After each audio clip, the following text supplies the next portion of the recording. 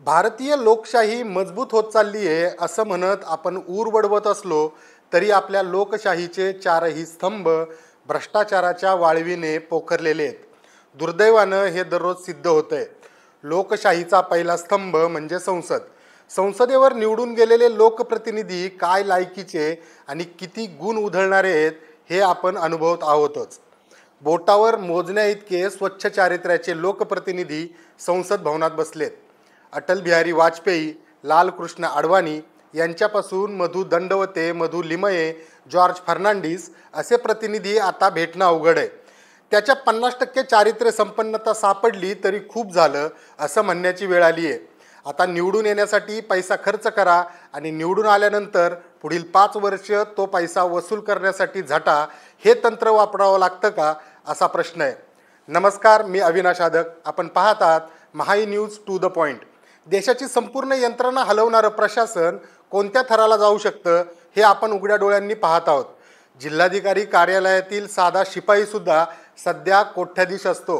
ज्येष्ठ प्रशासकीय अधिकाऱ्यांचं तर सोडाच, संपूर्ण सरकार चालवण्याची त्यांची जबाबदारी असते आणि त्याचा पुरेपूर मोबदला ते वसूल करतात.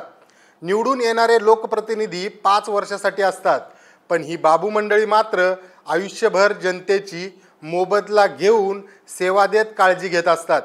तिसरा स्तंभ न्यायालय, जिथे पाहिजे तो न्याय विकत मिळू शकतो. आणि चौथा स्तंभ मीडियाचा. भारताच्या मीडियाची क्षमता आणि वकूफ सगळ्यांना पुरेपूर माहिती आहे. मीडिया मॅनेज केला की निवडणुकासुद्धा जिंकू शकतात, हे गेल्या काही वर्षात दिसून आले. मीडियाला दुधारी अस्त्र म्हटलं जातं.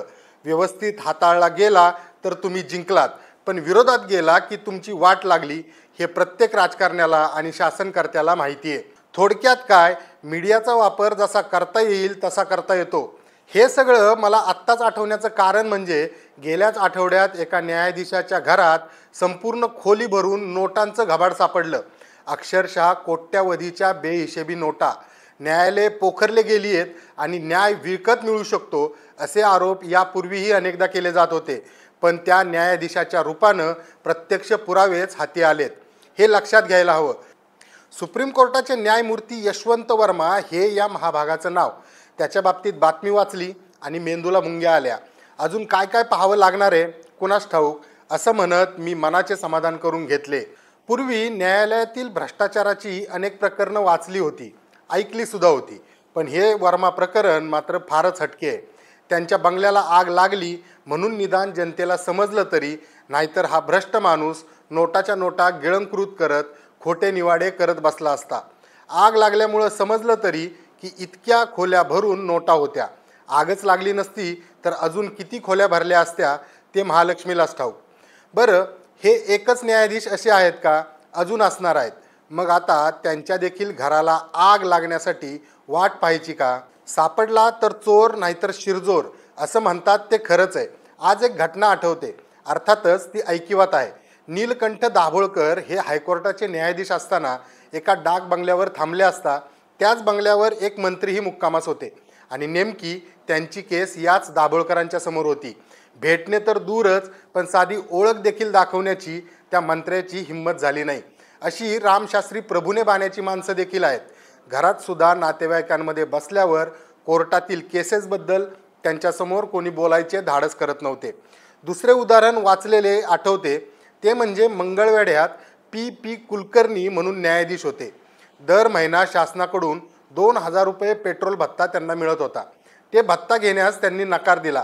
माझ्या स्कूटरला महिन्याला 800 रुपये पेट्रोलसाठी पुरतात, वरचे 1200 रुपये मला नको आहेत, असं लेखी वरिष्ठांना कळवणारा देव माणूस हा सुद्धा आपल्या देशात निर्माण झालेला आहे, हे लक्षात घेतलं पाहिजे.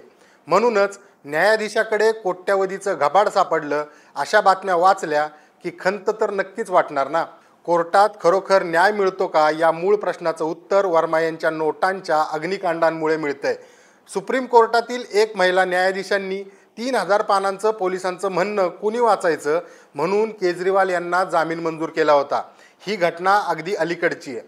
पुण्यातील अतिशय धनाढ्य बापाच्या मुलानं पोर्शे कार अपघातात दोघांना चिरडून मारलं, पण त्याला 500 शब्दांचा निबंध लिहून जामीन दिला गेला. ही घटनाही अगदी ताजीच आहे. हे सर्व हास्यास्पद तर आहेच, पण न्यायपालिकेवरचा विश्वास उडवणाऱ्या या गोष्टी आहेत. विद्यमान मंत्री माणिकराव कोकाटे यांचे उदाहरण असेच हास्यास्पद म्हणावे लागेल. त्यांनी भ्रष्टाचार केल्याबद्दल ताशेरे ओढले गेलेत, पण विनाकारण खर्च होईल म्हणून त्याची सुनावणी बाजूला ठेवली गेली आहे. धन्य आहेत या सगळ्या गोष्टी.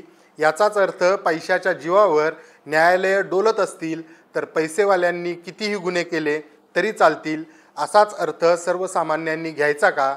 म्हणूनच मन आता एवढ्यासाठी तयार झालंय की अशा भ्रष्ट लोकांच्या घराला रोज आग लागावी. तेवढंच काय, ते आमच्या मनाला समाधान. एकूणच लोकशाहीचे चारही स्तंभ हा चेष्टेचा विषय झालाय.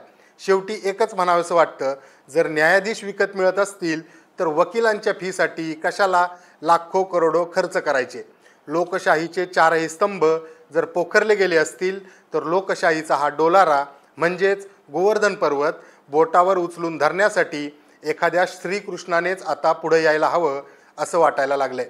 न्यायमूर्ती यशवंत वर्मा असोत किंवा मंत्री माणिकराव कोकाटे असोत, भ्रष्टाचाऱ्यांच्या घराला आगी लागल्या पाहिजेत अशी आमची भावना आहे. तुम्हाला अशा भ्रष्ट लोकांबाबत काय वाटतंय कमेंटमध्ये नक्की कळवा. पुन्हा भेटूया नवा मुद्दा घेऊन टू द पॉईंटमध्ये. तोपर्यंत धन्यवाद.